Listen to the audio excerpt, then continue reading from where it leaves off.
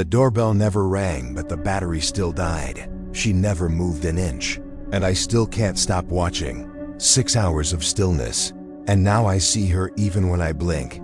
I only bought the doorbell camera because of a package that went missing last November, a cheap one with no subscription, no cloud, just a little SD card that you pop out like a tooth. I never checked the footage unless something was stolen or knocked over or strange, which it never was. Not in my neighborhood. Not on my quiet dead-end street, where nothing ever happens and the mailman always waves and the streetlight out front still buzzes, faintly like it did when I was 10. But the camera kept dying. I assumed it was a cheap battery or maybe cold air. In the mornings, but every few days it would just go black, no alerts, no blips, no recording. I didn't think much of it until last Thursday when the light on the button was off again, and I took the SD card out just to see how much it had missed. And I loaded it into my laptop in the kitchen, like I always did, absent-minded, waiting for water to boil, and that's when I saw her. Not moving, not knocking, just standing. She arrived just after midnight, 12:07 am, and stood directly in the center of the frame, perfectly still, feet together, hands hanging at her sides like ropes, head slightly tilted as if listening for something. I wasn't aware I'd said the timestamp rolled forward in 10-second increments, and she didn't blink, didn't sway, didn't breathe visibly, just remained locked in that listening tilt like a mannequin left behind on accident. 6 hours, from 12:07 to 614 in the morning, until the first fingers of sunlight hit the curb, and then she was gone, not walking away, not fading, just one frame. She's there, the next, she's not. That was the first time. I watched the footage. I've watched it 29 times since. She didn't look dangerous. She didn't look real either. Her clothing was plain and oversized. Coat maybe gray or green in the poor lighting, hair tucked underneath in an uneven knot. Something about her stance too level, too symmetrical, like she'd been placed there by something that didn't quite understand how people stand. I checked the next morning's live feed while sipping coffee, like it would reassure me to see the empty porch in real time, and it did. Until I looked closer. There was a faint mark on the concrete right where she'd stood, like the outline of melted snow.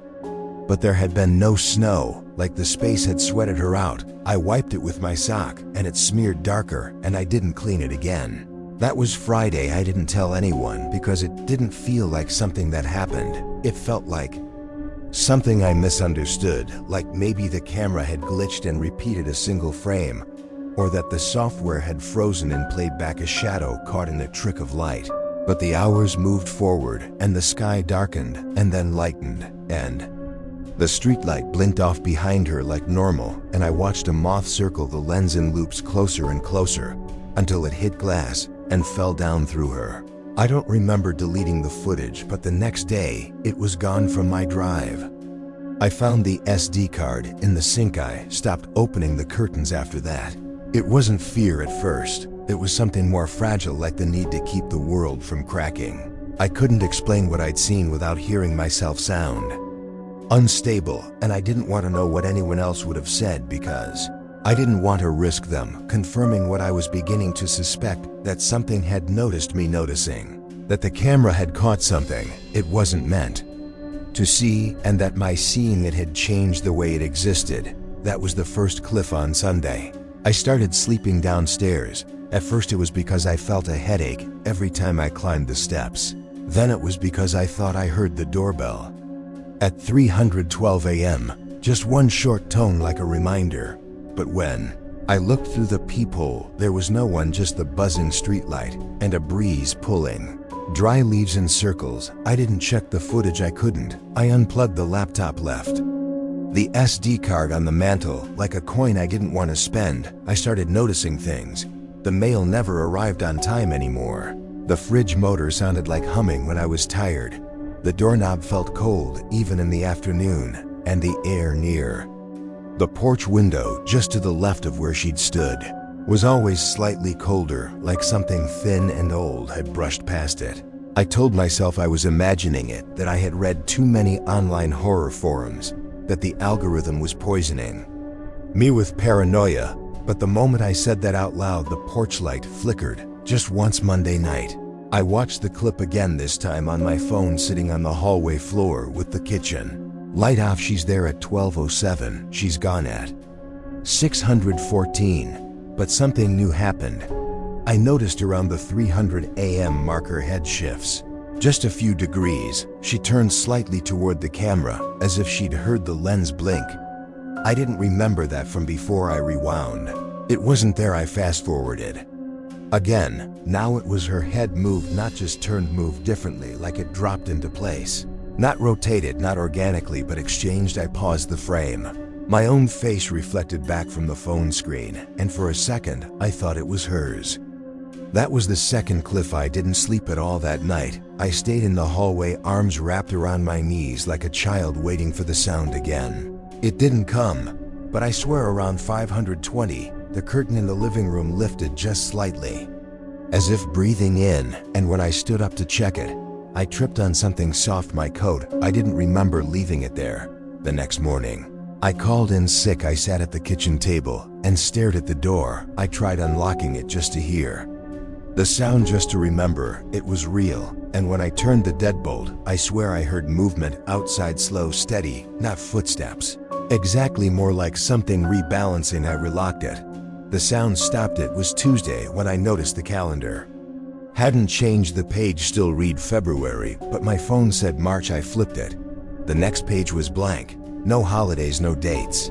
Just the image of an empty parking lot photographed from above, cars evenly spaced, all doors closed. I didn't buy a novelty calendar this year. I didn't remember buying one at all. The microwave clock had reset itself to 12:07. That was when I remembered the date stamp on the footage. 12:07 to 614. I wrote those numbers down. I stared at them. Nothing changed. But something felt off, like I'd copied part of a code without knowing what it unlocked. That night the camera caught her again. I didn't look. I swear to you, I didn't look. But I knew she was there, because the air in the house changed. Denser somehow, like you feel in hospitals or elevators. Like the pressure of other people's breathing. I unplugged everything, router, TV, laptop, all of it. I went to bed before 9, tried to convince myself I was exhausted enough to sleep through it, and I did. But I dreamed. I was standing behind the woman, not facing her, just behind, slightly to the left, and I couldn't move, not paralyzed, just indifferent. Like I had no desire to move, like I was already where I needed to be, and I could feel her humming, not out loud, not musically, but vibrating.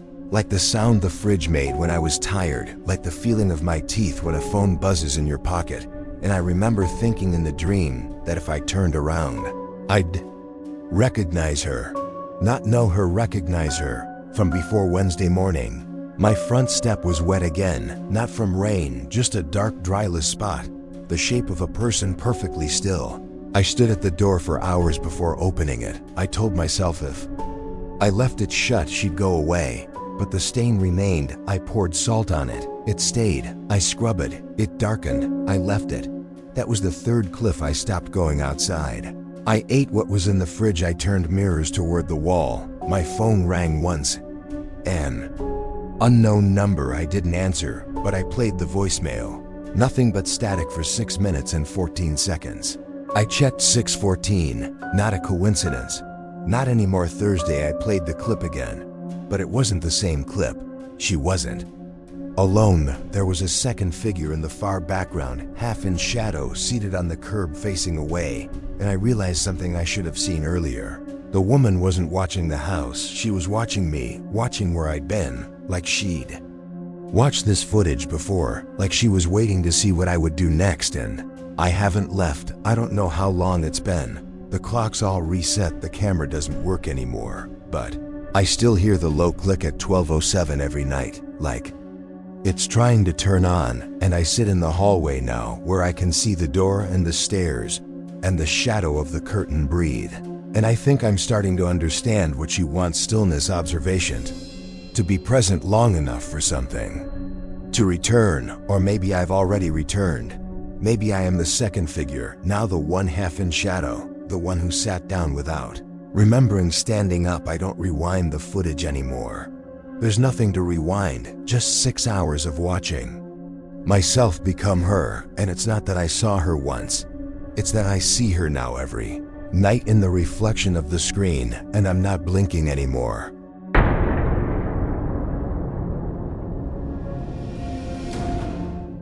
The handwriting didn't look like mine, but the way it curled around the edges of the paper, it felt like something I could have done in another life, maybe a tired version of me.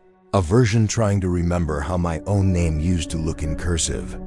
The letter was wedged between the floor beams, half-folded like it had been placed there, deliberately but forgotten in a moment of distraction or panic. I wasn't even supposed to be in the crawl space.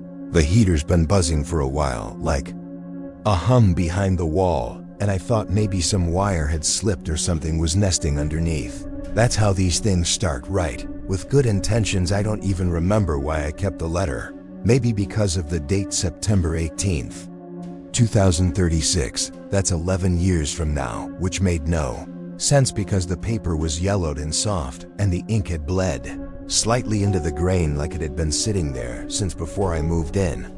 I don't know why I read it out loud, I just did. Maybe I wanted to hear my own voice say something that didn't belong to me. Or maybe I wanted it to feel like less of a secret. It was addressed to you once you finally notice, and the body of it, it wasn't dramatic, not even strange at first. Just small things like, check the coffee mug in the dishwasher.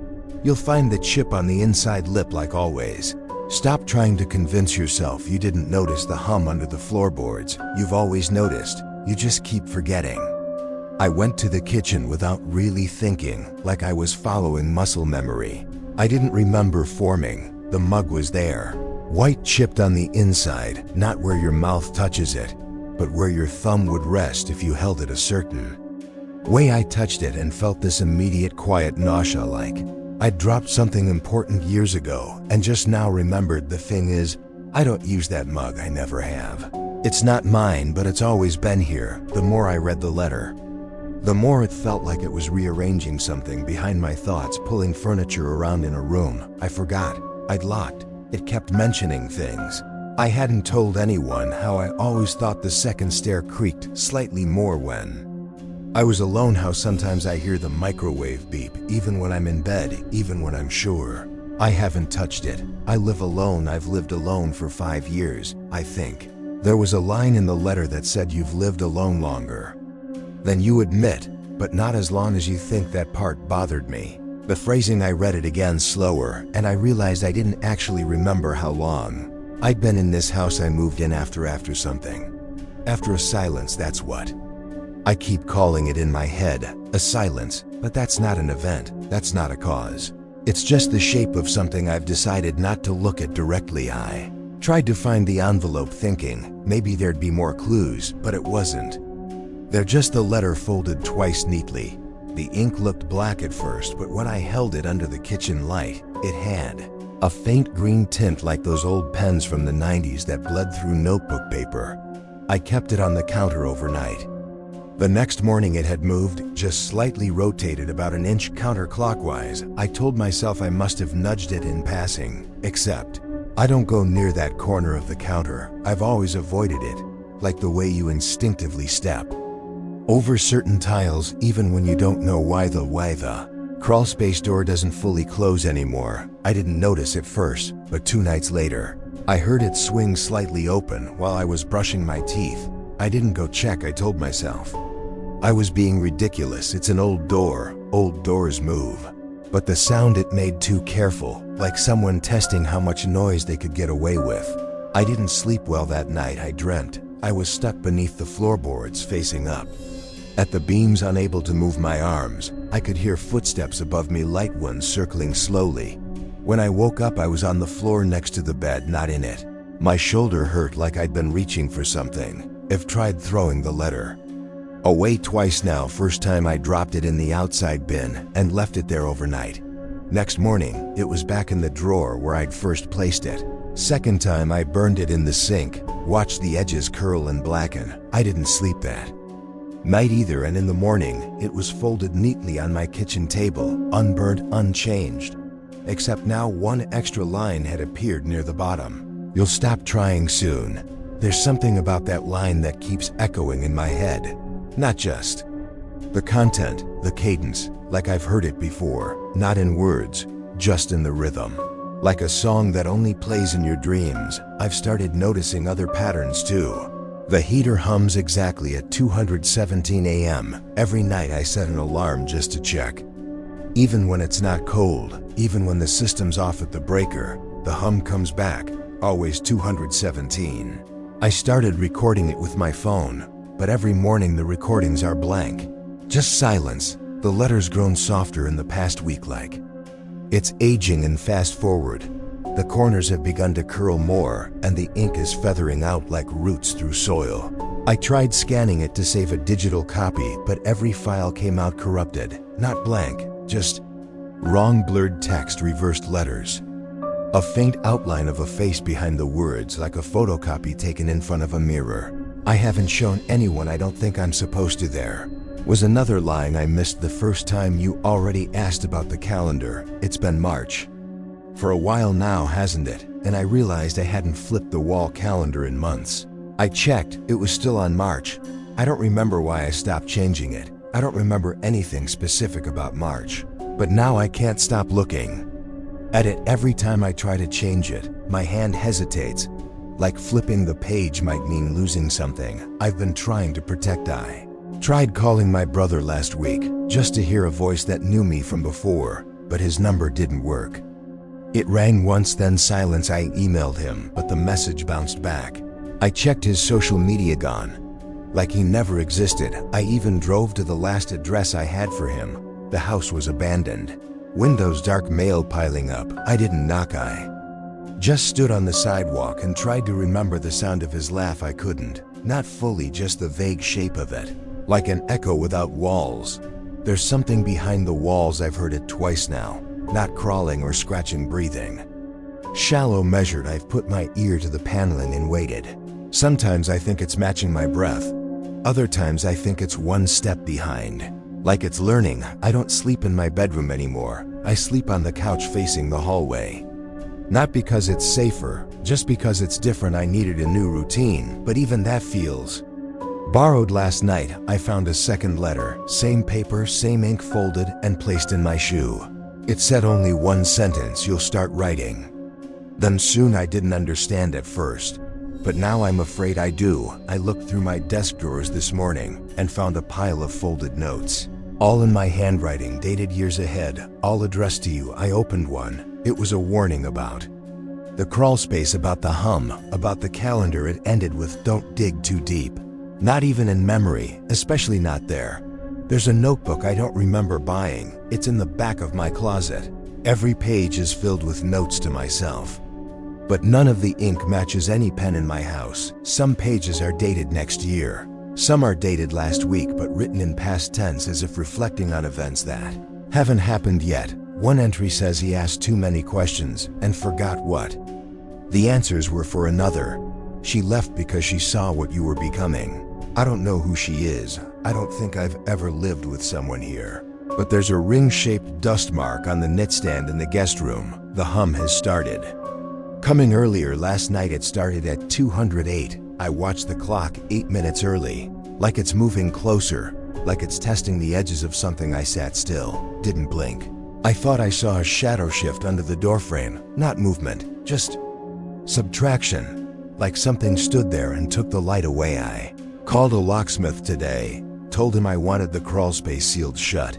He came by, took one look and said, "You've already had this done." I asked what he meant. He pointed to the old screws in the frame, painted over, rusted. Someone tried to seal this from the outside years ago.